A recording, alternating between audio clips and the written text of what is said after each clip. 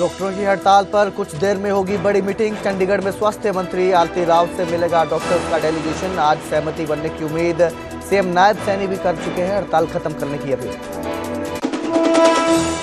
डॉक्टरों की हड़ताल पर पंजाब हरियाणा हाईकोर्ट में हुई सुनवाई। कोर्ट ने याचिकाकर्ता से कहा, अगर मेडिकल सेवाएं एस्मा के तहत आती हैं तो एक्ट की कॉपी दें। याचिकाकर्ता ने मांगा 1 हफ्ते का समय। दिल्ली में पीएम मोदी और गृह मंत्री अमित शाह से मिले मुख्यमंत्री नायब सिंह सैनी। पीएम मोदी के साथ विकास कार्यों पर हुई बात। अमित शाह के साथ सहकारिता क्षेत्र को संगठित करने पर हुई चर्चा। हरियाणा की 4 महिला मुक्केबाजों को राष्ट्रपति द्रौपदी मुर्मू ने सम्मानित किया। लिवरपूल में आयोजित विश्व मुक्केबाजी चैंपियनशिप में जीते थे पदक। जीरकपुर नगर परिषद के 2 पार्षद आमने सामने। एक पार्षद ने दूसरे पर लगाया लाखों की ठगी का आरोप। पंचकुला थाने में हुआ मामला दर्ज। भारत और साउथ अफ्रीका के बीच T20 मुकाबला आज शाम 7 बजे मुल्लापुर स्टेडियम में खेला जाएगा पहला इंटरनेशनल मैच। हरमनप्रीत और युवराज के नाम पर 2 स्टैंड का होगा उद्घाटन। हेडलाइंस के प्रायोजक पतंजलि गाय का घी, माँ का भरोसा, प्यार से परोसा।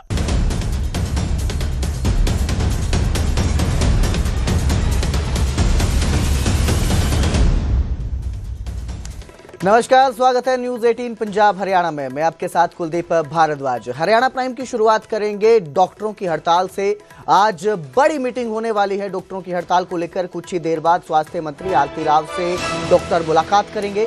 चंडीगढ़ में स्वास्थ्य मंत्री से ये मुलाकात होगी जिसमें डॉक्टर्स का डेलीगेशन अपनी मांगों को लेकर बात करेगा। और इसके साथ ही आपको बता दें कि हड़ताल का आज चौथा दिन है, जारी है हड़ताल। लगातार चौथे दिन भी ये हड़ताल जारी है और जो मांगे हैं डॉक्टरों की उनको लेकर अब बैठक होगी। थोड़ी ही देर में ये बैठक शुरू होगी। स्वास्थ्य मंत्री आरती राव से डॉक्टर मिलकर अपने मुद्दे उठाएंगे, बातचीत करेंगे और उम्मीद जताई जा रही है कि इस बैठक के बाद जो हड़ताल चल रही है वो खत्म हो जाए और सामान्य रूप से जो स्वास्थ्य सेवा है वो चलनी शुरू हो जाए। तो थोड़ी देर में मुलाकात होगी। मुलाकात करने डॉक्टर्स का डेलीगेशन पहुंचेगा और अपनी मांगों को लेकर बात करेंगे। उम्मीद जताई जा रही है कि डॉक्टरों की जो मांगे हैं उनमें सहमति बन चुकी है। कई मांगों पर जिन पर नहीं बनी है उनमें इस बैठक में हल निकलेगा और हल निकलने के बाद जो हड़ताल है वो उम्मीद की जा रही है खत्म हो सकती है।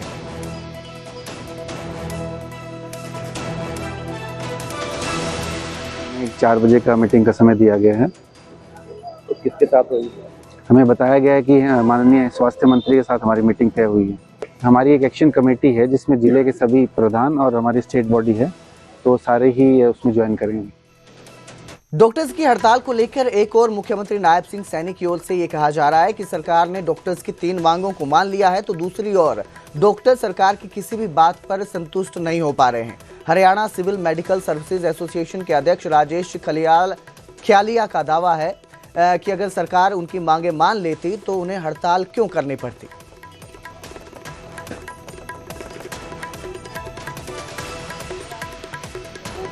सिंपल से एक कॉमन सेंस की बात, अगर कोई हमारी डिमांड मान लेगा तो फिर हमें क्या शौक है स्ट्राइक करने का।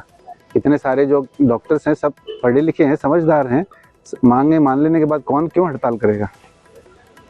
तो आज PIL भी डाली गई है आपकी हड़ताल को लेकर, उसको लेकर भी आज हाईकोर्ट में सुनवाई है, तो क्या आप जाएंगे वहाँ पर बात रखेंगे? नहीं तो चलो, वो तो जो भी डायरेक्शंस होंगे ऑनरेबल कोर्ट के, हमें definitely we will honour that decision. But हम तो कभी भी चाह रहे हैं गवर्नमेंट से कि हमारी बातचीत के माध्यम से हमारी डिमांड्स की रिजोल्यूशन हो। तो आज बैठक के लिए भी बुलाया गया, कब समय रखा गया? आज हमें 4 बजे का मीटिंग का समय दिया गया है। तो हरियाणा में डॉक्टर्स की हड़ताल से जुड़ी बड़ी खबर आपको दे रहे हैं। डॉक्टरों की हड़ताल पर पंजाब और हरियाणा हाईकोर्ट में सुनवाई हुई। हाईकोर्ट ने याचिका में रिसर्च का अभाव बताया। याचिकाकर्ता ने जल्दबाजी में याचिका दाखिल की है, ऐसा हाईकोर्ट ने कहा और कहा कि इसमें रिसर्च का अभाव है, तथ्यों के साथ याचिका दाखिल करनी चाहिए। तो ये सुनवाई हो रही थी, एक याचिका दायर की गई थी, जनहित में याचिका दर्ज की गई थी। जिस तरह से ये हड़ताल चल रही है डॉक्टरों की, आज चौथा दिन है हड़ताल का और मरीजों को परेशानी का सामना करना पड़ रहा है, उसके चलते जनहित में ये याचिका दर्ज की गई थी जिसमें आज सुनवाई हुई। और सुनवाई के दौरान हाईकोर्ट ने कहा कि ये जो याचिका है इसमें जल्दबाजी दिखाई दे रही है, रिसर्च का अभाव नजर आ रहा है। इसके चलते इस याचिका को तथ्यों के साथ दाखिल करने के लिए उन्होंने कहा है जो याचिकाकर्ता है उनसे, और याचिकाकर्ता ने भी अब 1 हफ्ते का समय मांगा है ताकि वो दोबारा से पुनः इस याचिका पर रिसर्च करके उसे दर्ज करवा सके।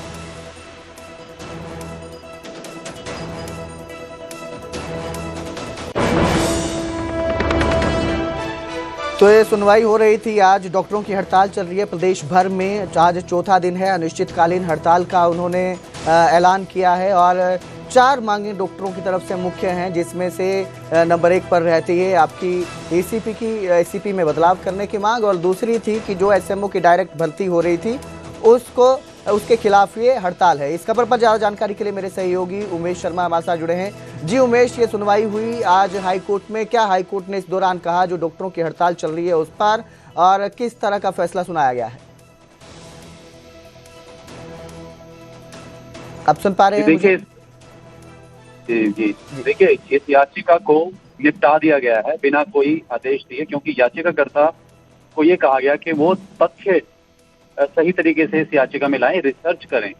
बिना कोई रिसर्च किए इस तरह से जल्दबाजी में याचिका दाखिल की गई है, तो इसलिए इस याचिका के निपटारा कर दिया गया। याचिकाकर्ता को कहा गया है कि आप पहले पूरे रिसर्च करके आए, तथ्यों को इस याचिका में लेके आए।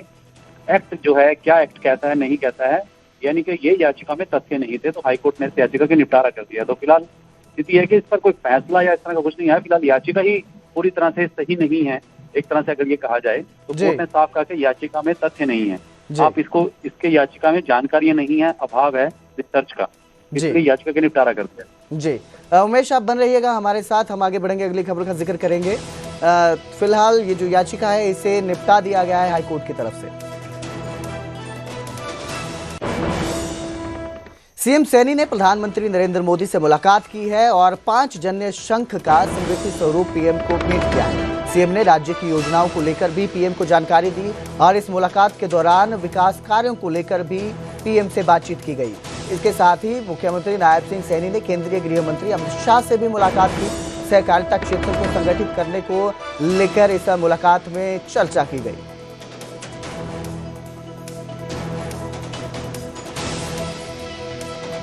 आदरणीय प्रधानमंत्री जी का मैं धन्यवाद करने के लिए आया था कि 2 बड़े हमारे कार्यक्रम थे हरियाणा में।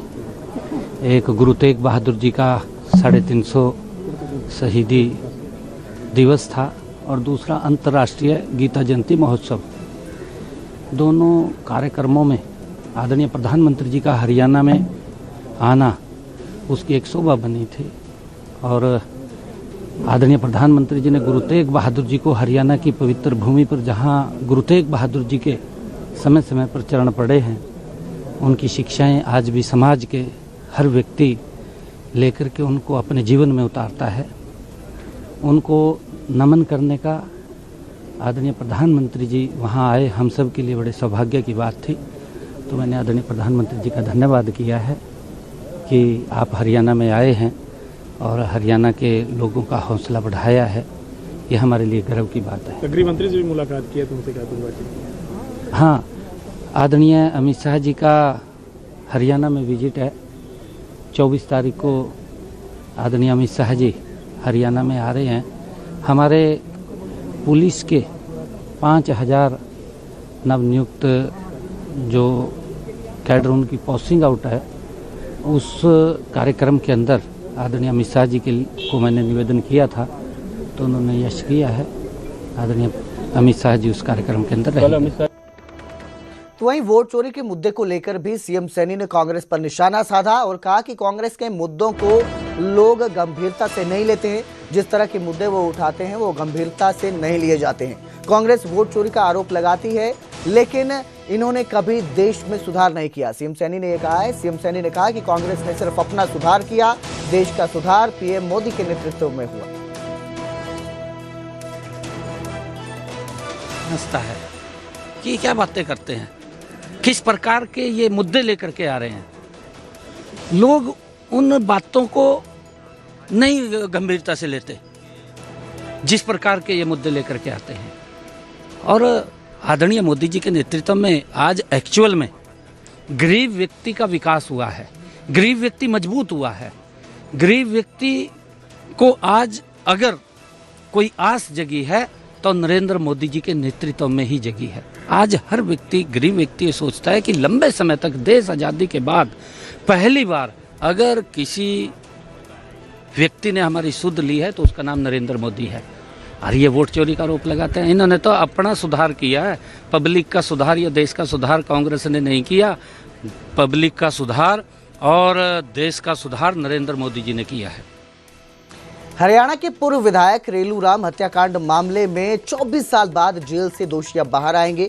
दोषी बेटी सोनिया और दामाद संजीव को हाईकोर्ट से राहत मिली है। पंजाब और हरियाणा हाईकोर्ट ने अंतरिम जमानत पर रिहा करने के आदेश जारी किए। दोनों दोषियों ने समय पूर्व रिहाई की मांग की थी। अगस्त 2001 में हिसार के लितानी गांव में ये जघन्य हत्याकांड हुआ था, जिसमें रेलू राम समेत परिवार के 8 लोगों को मौत के घाट उतार दिया गया था। बेटी सोनिया और दामाद ने मिलकर इस हत्याकांड को अंजाम दिया था और एक ही रात में 3 पीढ़ियों का अंत हुआ था। इस खबर पर ज्यादा जानकारी के लिए मेरे सहयोगी उमेश शर्मा हमारे साथ हैं। जी उमेश, क्या हाईकोर्ट ने इसमें ये रिहा किया गया है, अंतरिम जमानत पर उन्हें राहत दी गई है, क्या आदेश, क्या फैसला? देखिए, दोनों ने, पति पत्नी ने याचिका दाखिल की थी समय पूर्वक रिहाई की। इसमें एक तकनीकी तथ्य ये है कि हरियाणा सरकार की 2002 की रिमिशन पॉलिसी है जी। इसके तहत वो कैदी जो इनकी सजा उम्र कैद की होती है और वो जेल में है और वो इस पॉलिसी के तहत कई बार इस तरह की याचिका दाखिल करते हैं। जिस तरह से हत्याकांड था, काफी बहुचर्चित हत्याकांड था, तो उनकी फांसी की सजा को सुप्रीम कोर्ट ने उम्र कैद में बदला था। और दोनों ने अपनी याचिका में कहा है कि वो 20 साल से ज्यादा उनको समय हो गया है जेल में, वो समय व्यतीत कर चुके हैं और इस पॉलिसी के तहत जो है वो रिमिशन जो है उनको समय पूर्वक रिहाई जो है मिलनी चाहिए। तो अदालत ने उन्हें जमानत, अंतरिम जमानत पर, यानी कि सरकार को कहा है कि जो 2 महीने के अंदर इस पर अपना फैसला ले, तब तक ये जमानत पर रहेंगे। उसके बाद सरकार को इसमें हाईकोर्ट में जवाब दाखिल करना होगा और बताना होगा कि इस पॉलिसी पर वो क्या फैसला करते हैं। जी, बहुत बहुत शुक्रिया इस तमाम जानकारी के लिए। तो आपको बता दें कि हत्या के आरोप में बेटी सोनिया और दामाद संजीव को फांसी की सजा हुई थी, जिसे 2014 में सुप्रीम कोर्ट ने उम्र कैद में बदल दिया था।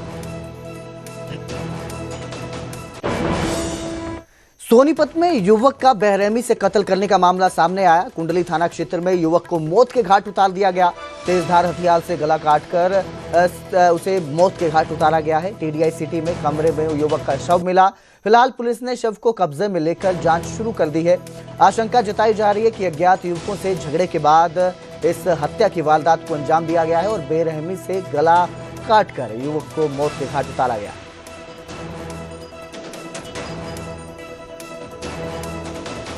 कंट्रोल रूम से एक सूचना मिली थी, कुंडली इलाका में एक होटल के पीछे स्टाफ क्वार्टर्स में एक डेड बॉडी का है, वो मर्डर हो सकता है करके। सो हमारी टीम इधर पहुंचा, एफएसएल का टीम भी विजिट कर लिया था।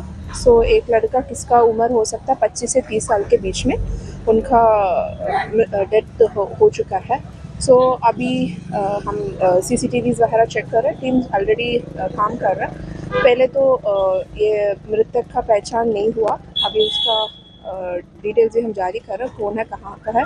ये इलाका का नया है, कल रात को ही इधर आ रखा है। सो बाकी का इन्वेस्टिगेशन जारी है। किस चीज से हत्या की?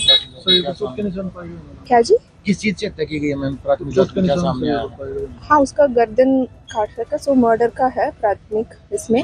सो अभी किसने किया, किस वजह से किया, क्या है, उसका इन्वेस्टिगेशन जारी है। तब कंक्लूसिव आ रहा है, फिर हम आपको बता दें। तो मुख्यमंत्री नायब सिंह सैनी ने सांसदों से मुलाकात की। दिल्ली में हरियाणा भवन में ये मुलाकात हुई, जिसमें विकास योजनाओं को लेकर बातचीत की गई। संगठन से जुड़ी गतिविधियों को लेकर भी सांसदों से चर्चा हुई। सीएम ने बैठक में सांसद खेल महोत्सव की भी जानकारी दी। तो सभी सांसद यहां पहुंचे थे, जिन्होंने सीएम सैनी से मुलाकात की। हरियाणा भवन यह मुलाकात हुई और विकास कार्यों को लेकर, योजनाओं को लेकर इस बातचीत की गई इस बैठक में। और जितने भी एक सांसद खेल महोत्सव को लेकर भी सीएम ने सांसदों से जानकारी ली है। माननीय मुख्यमंत्री जी भी थे, मनोहर लाल जी भी थे, और उन्होंने पहले तो सब जो सांसद खेल महोत्सव जो चल रहे हैं उसके बारे में सबसे पूछा कि कैसा चल रहा है, सांसद खेल महोत्सव में क्या कर रहे हैं। तो हमने बताया कि कुरुक्षेत्र संसदीय क्षेत्र के अंदर हम भारत का सबसे अच्छा सांसद खेल महोत्सव हम कराने की कोशिश में है और बहुत अच्छा चल रहा है, बहुत अच्छा रिस्पांस आ रहा है उसके अंदर। और इसको हम ये नहीं कि हम उसको 25 दिसंबर को इसका कंक्लूजन करेंगे, लेकिन इसका समापन करेंगे, इसको हम निरंतर चालू रखेंगे इसको। और उसके अलावा फिर सभी सांसदों से जो जो हलके में उनके जो वहाँ पर जो विकास कार्यों के लिए जो भी ज़रूरतें हैं उसके बारे में उन्होंने बातचीत की, उसके बारे में उन्होंने समझा। ने सारे सांसदों को बुलाया था, उनसे विचार विमर्श करते हैं और संसद की कार्रवाई के अंदर क्या हरियाणा का पक्ष रखा जा सकता है, कौन सी बातें हरियाणा की जो हमें प्रबल तरीके से उठानी चाहिए और किन विषयों के ऊपर हमें अपने क्या विषय हैं वो भी उनके सामने रखने का मौका मिलता है। तो बहुत अच्छी मीटिंग थी और बहुत अच्छी आत्मीयता से सबने अपनी बात रखी। माननीय मुख्यमंत्री जी ने, माननीय मनोहर लाल जी ने, सबने अपनी अपनी बात कही। की बार थोड़ा सा हरियाणा में फ्लड की काफ़ी कई जगह मार हुई है, तो हमने उन्हीं के विषय में कुछ, जिस क्षेत्र में मैं रहता हूँ वहाँ पर एक बस स्टैंड काफ़ी पुराना बनाया हुआ था, वो जर्जर हो गया था, वो डिसमेंटल कर दी उसकी बिल्डिंग। हॉस्पिटल की बिल्डिंग जो है ना वो अनसेफ डिक्लेयर हुई है। तो कुछ ऐसी जो मूलभूत क्षेत्र की आवश्यकताएं हैं हमने मुख्यमंत्री जी के सामने रखी हैं और उन्होंने सबको आश्वासन दिया कि सब निकट भविष्य में सबके ऊपर काम चालू हो जाएगा। ठीक है, थैंक यू। हरियाणा विधानसभा का भी होगा, फिर बजट भी तैयार होना है, इसलिए हमने अपनी सभी उन बातों को रखा है जो बजट बनाते वक्त प्रदेश का विकास तेजी से हो और हमारे क्षेत्र में कौन से काम किए जा सकते हैं, उन चीज़ों के बारे में विस्तार से हमने लिख के दी। सर, खेल महोत्सव को लेकर कुछ बातचीत हुई है? हाँ, बिल्कुल हुई। क्या बातचीत हुई? मैंने तो, मेरा पता है कि मेरा खेल महोत्सव देश भर के सभी सांसदों से बेहतर था। अब जाके देखो, मैं भी आपको एक बुक लेकर दे दूँ।